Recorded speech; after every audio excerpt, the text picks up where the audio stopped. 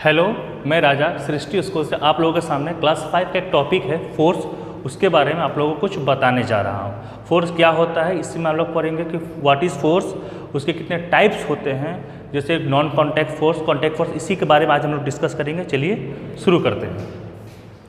Force, a push और pull acting on an object is called force. यहाँ में लिखा हुआ है पुश एंड पुल।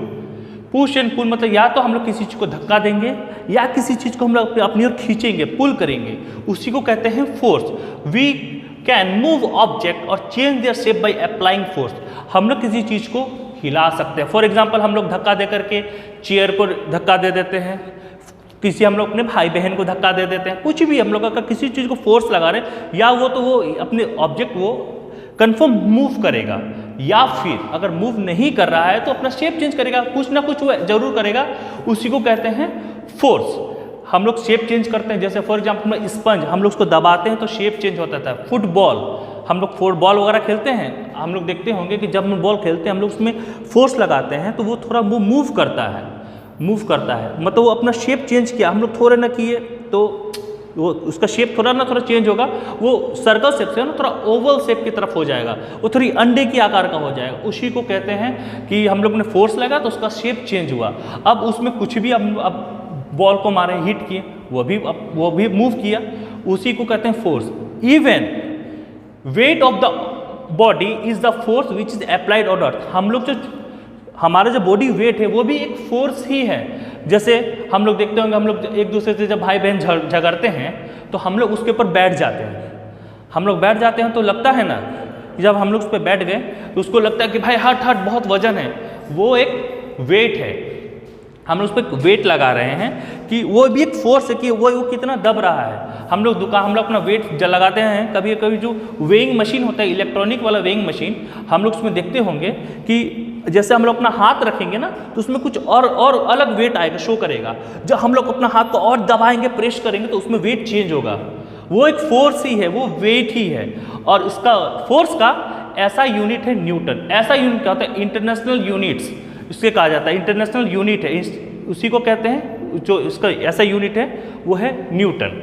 अब हम लोग पढ़ते हैं इफेक्ट्स ऑफ फोर्स। फोर्स का क्या क्या इफेक्ट है, जैसे हम लोगों ने मैंने शुरू में ही बताया था, फोर्स का इफेक्ट जैसे ऑब्जेक्ट मूव करता है, उसका शेप चेंज होता है, या तो किसी मूविंग ऑब्जेक्ट को हम लोग रोक लेते हैं। फॉर एग्जांपल बॉल आता है, हम लोग क्रिकेट खेलते हैं, हम लोग उसको कैच कर लिया, वो तो आ रहा था, हमने उसको रोका कि नहीं रोका, कैच कर लिया, मतलब वो ऑब्जेक्ट जो था वो मूविंग में था, हमने उसको रोक दिया। कैसे रोका, फोर्स लगा के रोका। कोई साइकिल चला के आ रहा है हमारे तरफ, दोस्त हमारा कोई भी, हम लोग करते ही हैं ऐसा, तो वो जब आ रहा होता है तो हम लोग उसको रोकते हैं, कैसे, पकड़ लेते हैं, तो हम लोग ने उसको रोक दिया, हम लोग ने फोर्स लगाया। या फिर कोई ऑब्जेक्ट हम लोग बॉल मार दिए, क्रिकेट खेल रहे हैं, फुटबॉल खेल रहे हैं, फोर्स हम लोग डायरेक्शन भी चेंज कर सकते हैं। सबसे इसका एग्जांपल है क्रिकेट का, जब हम लोग जो बॉलर जो बॉल मारता है वो हमारे सीधे आ रहा है, और हम लोग ने क्या किया, छोटा सा बैट से लिया, हल्का सा स्वीप कर दिया या फिर कट कर दिया, बॉल तो आ रहा था इधर, हम लोग ने उसका डायरेक्शन चेंज कर दिया। कैसे डायरेक्शन चेंज किया, हम लोगों ने उसमें भी फोर्स लगाया। विदाउट फोर्स हम लोग उसको चेंज नहीं कर सकते हैं, हम लोग कुछ ना कुछ करते हैं, उसी के बारे में हम पढ़ेंगे कि क्या क्या इफेक्ट्स है। फॉर एग्जाम्पल मतलब जैसे यहाँ लिखा गया है, a force can effect an object in different veg.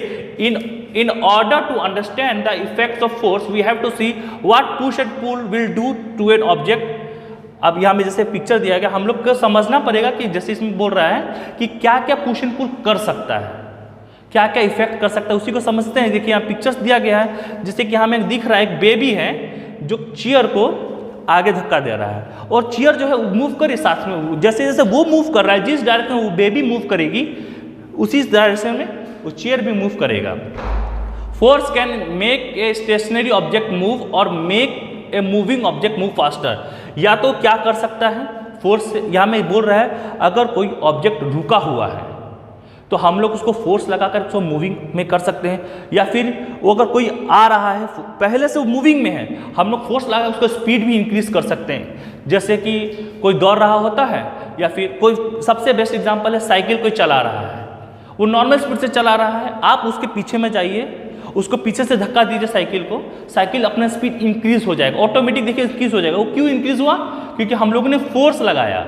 वही इसमें बता रहे कि force can make a stationary object, कोई रुका हुआ ऑब्जेक्ट है या तो उसको मूव कर देगा, अगर मेक ए मूविंग ऑब्जेक्ट, अगर कोई ऑब्जेक्ट मूव कर रहा है वो उसको और वो फास्टर हो जाएगा।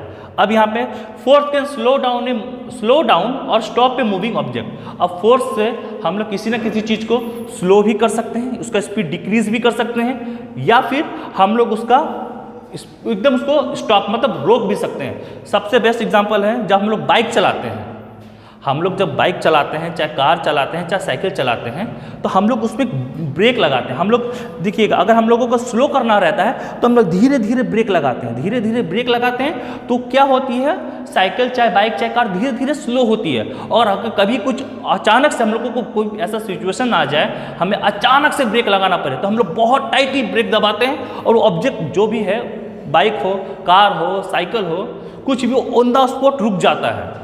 वही है कि हम लोग या तो उसका फोर्स लगाएं, हम लोगों ने हाथ से फोर्स लगाया, चाहे पैर से लगाया, किसी फोर्स लगाया, उसको रोक दिया। अब मूविंग ऑब्जेक्ट था, उसको रोक दिया या फिर उसको स्लो कर दिया। अब कुछ भी करें, ये दोनों में हम लोग कुछ भी करें, या तो उसको रोक दें, स्लो कर दें, वो भी क्या है, फोर्स ही है। विदाउट फोर्स हम लोग उसको चेंज नहीं कर सकते थे, सिंपल। अब एक और आ रहा है, यहाँ में जैसे लिखा रहा है, force can change the shape and size of the object. अब फोर्स से हम लोग साइज पर चेंज भी मतलब चेंज कर सकते हैं, शेप चेंज कर सकते हैं, उसका साइज चेंज कर सकते हैं। अब कैसे? सबसे बेस्ट एग्जांपल हम लोग देखते होंगे अपने घर पे अपने मम्मी को रोटी बनाते हुए, जो आटा का जो डो होता है वो देखिएगा, मम्मी जैसे जैसे फोर्स लगेगी, जहाँ जहाँ जाएगा उसी हिसाब से वो अपना शेप चेंज करेगा, क्योंकि भाई वो रोटी बना रही है। अब फिर पराठा बनाना रहता है मम्मी का, तो देखते होंगे कि फिर वो ट्रायंगुलर शेप का बना लेती है, या फिर अगर हम लोगों ने क्या किया, उसका शेप चेंज कर दिया। और या फिर बहुत बार हम लोग उससे खेलते भी हैं, खेलते हैं तो देखते हैं जैसे जैसे हम लोग कभी गोल बना करके किसी पे मार दिए आटा का डो को, मतलब कुछ भी, या फिर स्पॉन्ज का जो बॉल होता है, जो हम लोग जो बच्चे छोटे खेलते हैं उसको भी हम लोग देखते हैं, उसको भी हम लोग दबाते हैं तो उसका शेप चेंज हो जाना, शेप चेंज हो गया उसका। मतलब कुछ भी चीज़ अगर हम लोग जब फोर्स लगाएंगे, अगर कुछ कुछ चीज़ है जो अपना शेप चेंज कर लेगा, शेप चेंज कर लेगा, अपना साइज डिक्रीज इंक्रीज कर लेगा, वो किसके कारण होगा, वो फोर्स के कारण होगा। एक और चीज यहाँ लिखा, force can change the direction in which N object is moving, the object will move in the direction of the greater force. हाँ, अब इसमें ये भी एक चीज अभी मैंने शुरू में बताया था कि हम लोग जब क्रिकेट खेलेंगे, जब हम लोग देखते हैं बॉल आता है तो वो हम लोग उसका साइज देखिएगा, हम लोग वो डिक्रीज हो जाता है। मतलब वो बॉल आ रहा है, हम लोग उसको स्लो कर दिए, रोक दिए, बॉल वहीं पे रुक गई। या फिर अब बॉल आ रहा है, हम लोग उसको कट कर दिया, जहाँ जितनी ताकत से मारेंगे उतना। अब हमको अगर बॉल आ रही है, बॉल किसी ने बॉलर ने स्लो बॉल डाला, हम लोग को बहुत ताकत लगाना पड़ेगा बॉल को बाउंड्री के पार मारने के लिए। उसी के जैसा अब जहाँ पे ज़्यादा फोर्स लगे उसी डायरेक्शन में बॉल जाएगी। जैसे यहाँ में एक लड़की दिख रही है लॉन टेनिस खेलते हुए, लॉन टेनिस में एनर्जी बहुत लगता है। वो देखो अब बॉल आया उसके डायरेक्शन में, उसने क्या किया, बॉल को एक से घुमा के मारा, बॉल जिस डायरेक्शन में चाहे उस डायरेक्शन में बॉल चला गया। कैसे गया? क्योंकि उसने फोर्स उस डायरेक्शन में लगाया। फोर्स जिस डायरेक्शन में जाएगा, बहुत जहाँ जिस डायरेक्शन में जाएगा फोर्स उसी डायरेक्शन में जाएगा। बैडमिंटन, वॉलीबॉल, जैसे स्पोर्ट्स का बहुत अच्छा डायरेक्शन, बहुत अच्छा एग्जाम्पल है कि हम लोग बॉल का डायरेक्शन चेंज कर सकते हैं। वॉलीबॉल में अगर जो स्मैशर होता है वो देखेंगे, वो जंप करता है, बॉल को मारता है, बॉल कहाँ से जाता है, वो कहाँ किस कोने में मार देता है। बैडमिंटन, कहाँ से शटल आया, किसने कैसे मार दिया, वो चेंज होता रहा, वो चेंज हुआ, उसका डायरेक्शन चेंज हुआ, उसका बहुत किससे, जब तक हम लोगों ने फोर्स लगाया। और जिस फोर्स से वो आ रहा था उससे ग्रेटर फोर्स लगाना पड़ता है डायरेक्शन चेंज करने के लिए। अगर ग्रेटर फोर्स नहीं लगाएंगे तो वो हमें मारते हुए चली जाएगी। या तो उसको रोकना है, उससे डायरेक्शन चेंज करना है, कुछ भी करना है, हमें उस पर फोर्स लगाना पड़ेगा ताकि वो रुके। अब हम लोग आगे पढ़ेंगे कि टाइप्स ऑफ फोर्स, कितने तरह के फोर्स होते हैं। टाइप्स कितने तरह के फोर्स होते हैं, मैंने आपको शुरू में बताया था कि दो तरह के हम लोग अभी आज मेनली पढ़ेंगे। एक होता है कॉन्टैक्ट फोर्स और दूसरा होता है non contact force. Contact force क्या होता है, नॉन कॉन्टैक्ट फोर्स क्या होता है, हम लोग नाम से ही हम लोग लेकिन अब कुछ मतलब समझ सकते हैं कि कॉन्टैक्ट, नॉन कॉन्टैक्ट मतलब अगर वो मतलब मे भी समझिए कैसे कि अगर वो हमारे बॉडी को टच कर रहा है, हमारे बॉडी से कांटेक्ट कर रहा है, तो भाई वो कांटेक्ट फोर्स हो गया। किसी ऑब्जेक्ट से टच कर रहा है तो कांटेक्ट फोर्स हो गया। और हाँ, अगर हमारा बॉडी को टच नहीं कर रहा है फिर भी हमें फोर्स लग रहा है तो वो भाई वो क्या हो गया, वो भी एक तरह से नॉन कॉन्टैक्ट, वो भी एक फोर्स हो गया, नॉन कॉन्टैक्ट फोर्स हो गया। तो यहाँ में लिखा गया है कि देखिए force experience by a body when it is in physical contact with another. अब फोर्स एक्सपीरियंस कैसे कर रहा है, मतलब force experience by A object when it is a physical contact. अब फिजिकल कॉन्टैक्ट जैसे मैंने कहा कि हमारा वो टच कर रहा है, हमें फील हो रहा है, तो क्या होगा, वो होगा contact force. Force experience by a body when it is not in physical contact with another.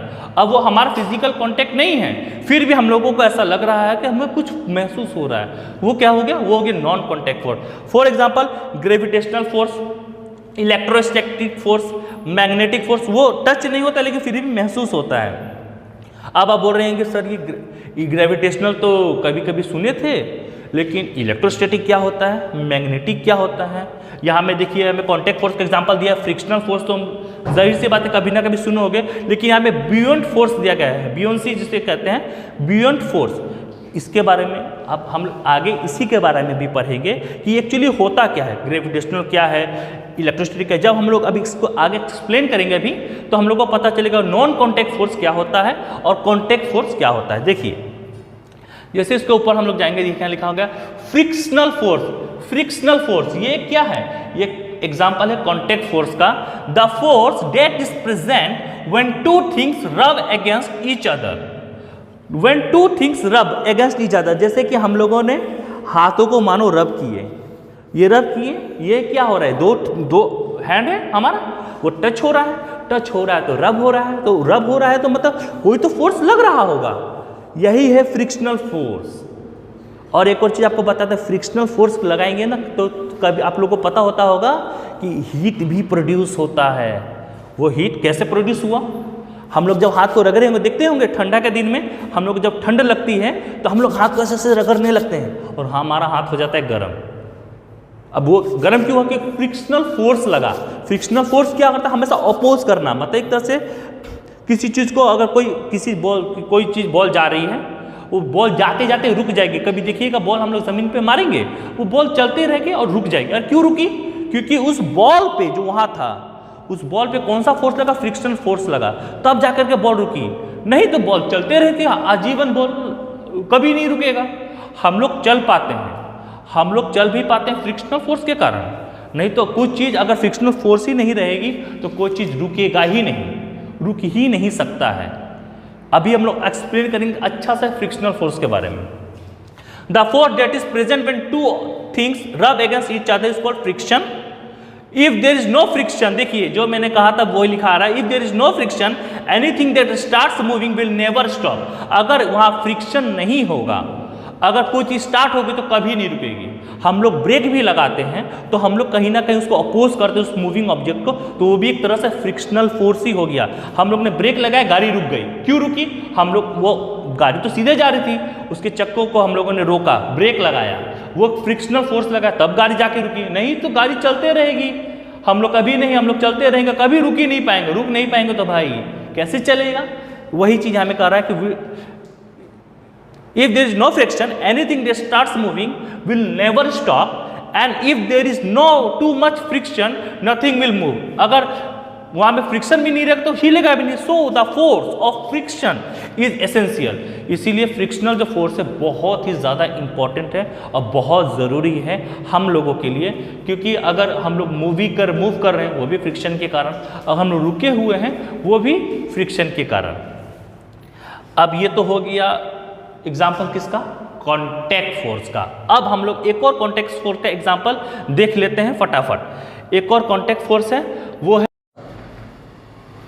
Okay, तो हम लोग अभी सेकेंड एग्जाम्पल पे थे बियॉन्ड फोर्स का, जो है कॉन्टैक्ट फोर्स।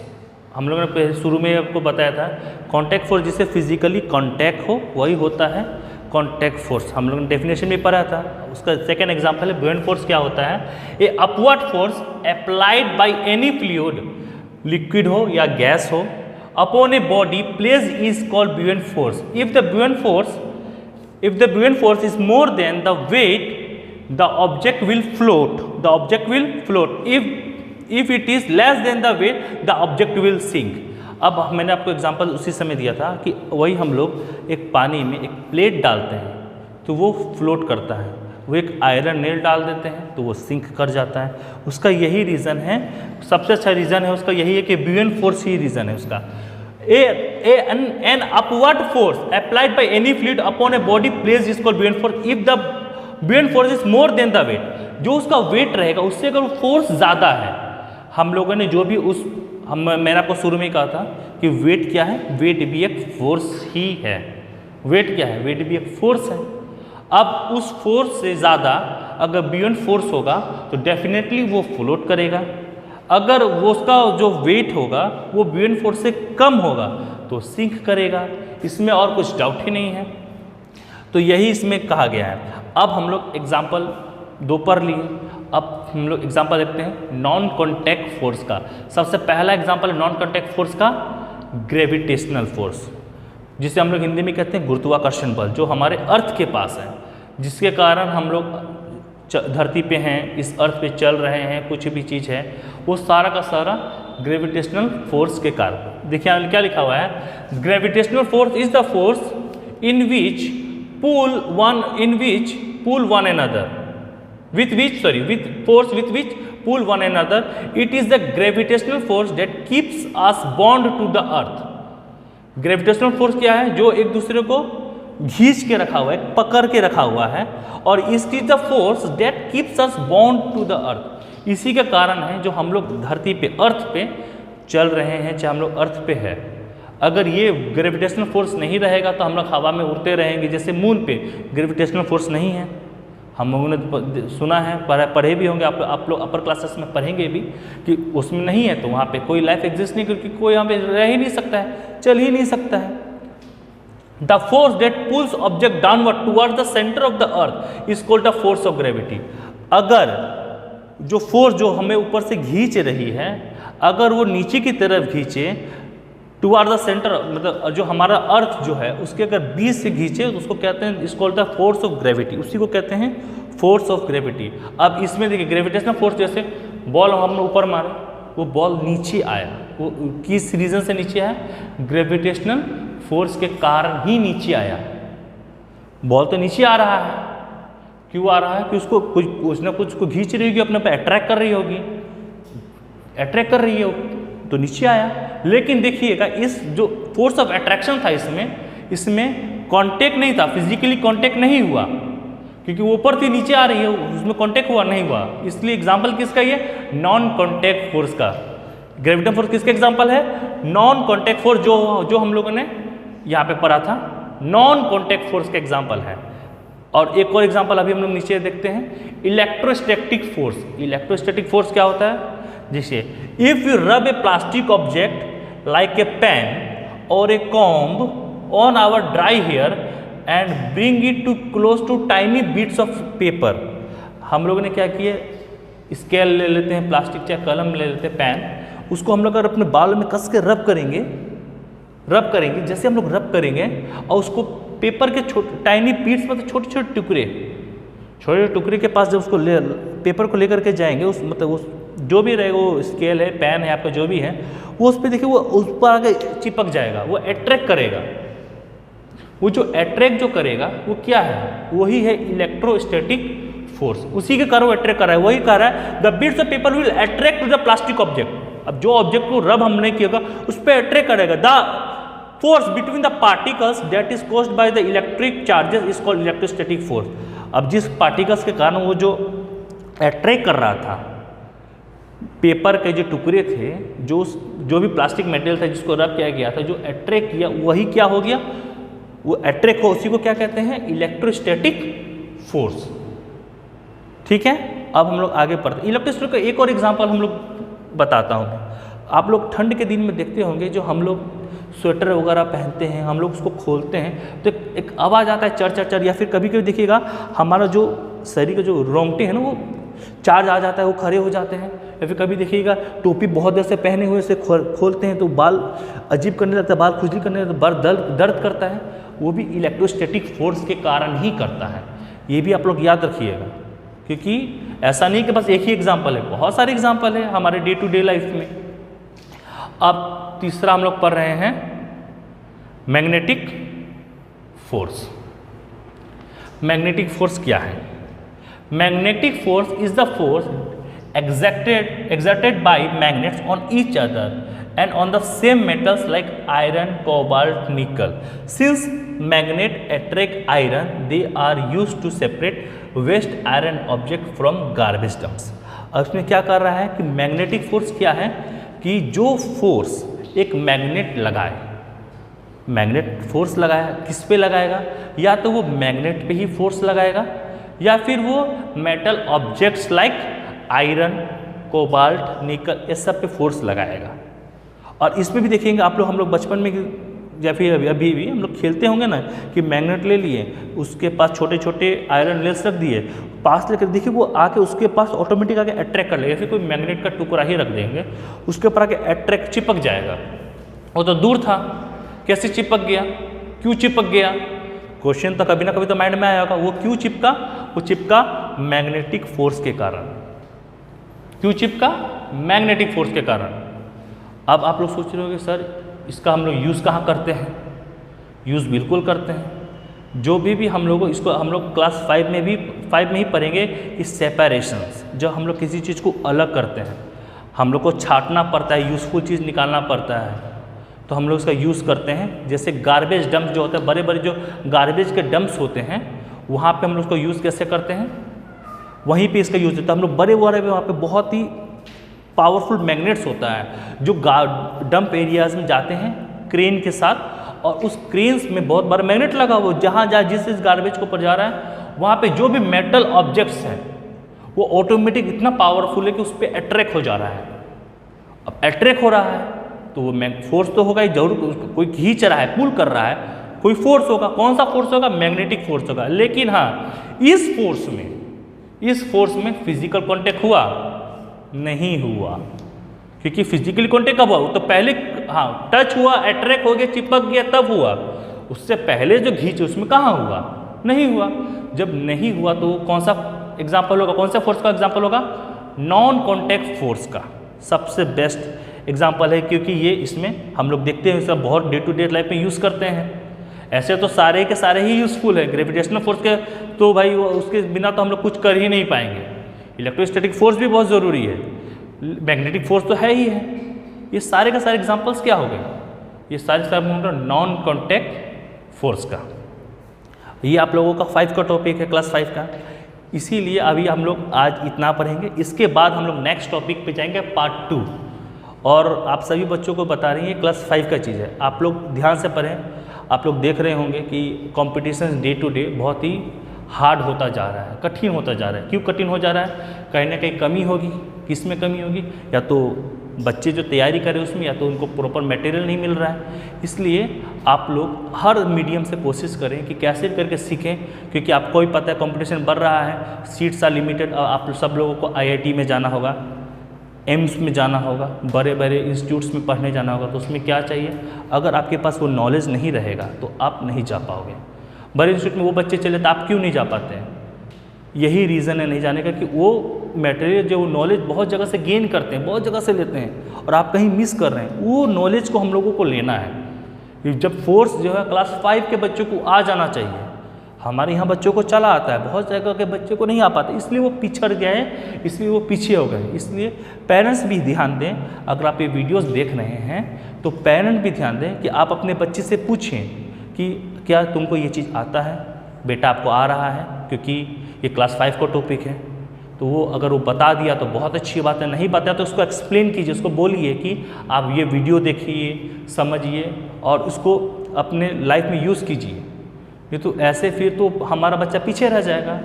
हम सबको मिल करके उसको आगे बढ़ना है। कॉम्पिटिशन्स बढ़ रहा है, जिन लोगों को भी IIT वगैरह में जाना है, एम्स में जाना है, उसको तो भाई बहुत नेसेसरी उसके लिए। इसी के लिए आप सभी लोगों से रिक्वेस्ट है कि आप सभी वो वीडियो देखें, और पेरेंट्स खास करके अपने बच्चों से क्वेश्चन जरूर करें कि आपको ये समझ में आया, ये टॉपिक आया, नहीं आया। ये सबसे ज़्यादा ज़रूरी है। Okay, thank you.